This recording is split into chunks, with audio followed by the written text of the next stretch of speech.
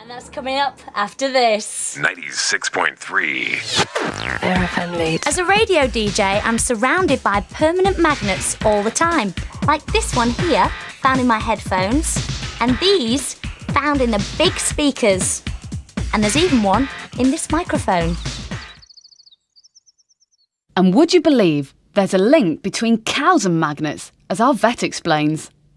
The cow magnet will sit in the front stomach of the cow, where it can attract hazardous pieces of metal, like this bit here, which the cow may eat by mistake.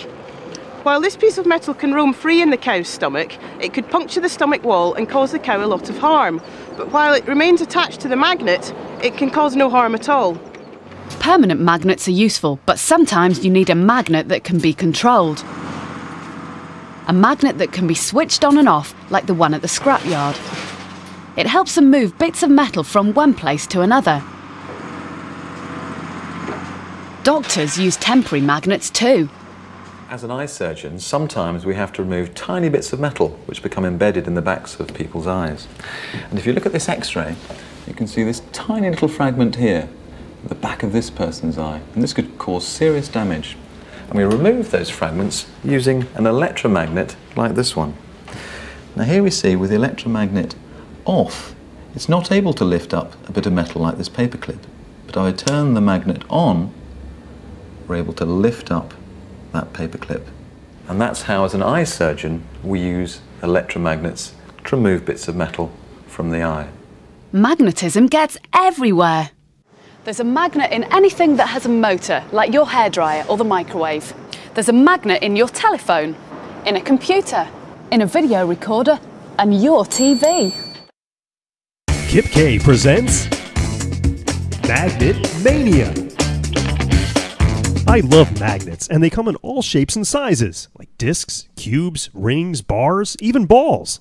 And they can be found in all kinds of household items like speakers, hard drives, microwave ovens, compasses, toys, doorbells, walruses, microphones, guitar pickups, motors, telephone earpieces, electric can openers, refrigerator doors, cabinet doors, CD, DVD drives, and more. If you're not familiar with how magnets work, you can check the description of this video. There are some really practical uses for magnets. For example, let's say you have a screwdriver, but you want it to be magnetized so it can pick up small screws or hold screws in place when you're putting them in.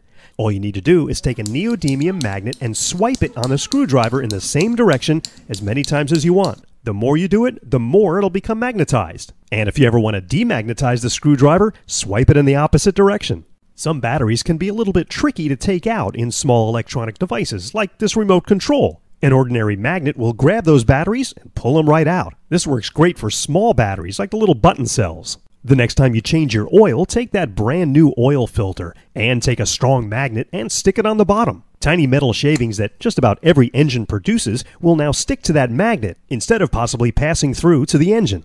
Okay, how about some fun uses for magnets? They can actually supercharge devices that have motors, like this electric toothbrush. Sticking a neodymium magnet on the side doubles the RPM of this toothbrush. Sticking another one on increases it even more.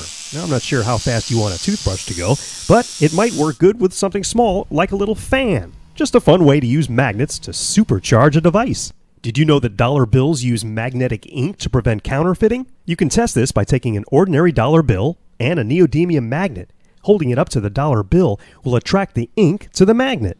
Unfortunately, this doesn't work with all bills. Take, for example, $1 million bill. There's no magnetic ink in them. I mean, who would want to counterfeit $1 million bill? And a fun little project that uses neodymium magnets and ball bearings is a Gaussian rifle, or I like to call it Magnetic Linear Accelerator. You need a small track like a piece of PVC, and you need 5 ball bearings and 2 heavy-duty neodymium disc magnets.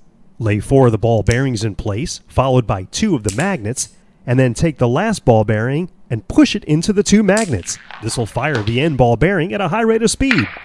And if nothing else, your cat will have fun with it. Well, there's some fun and practical uses for magnets.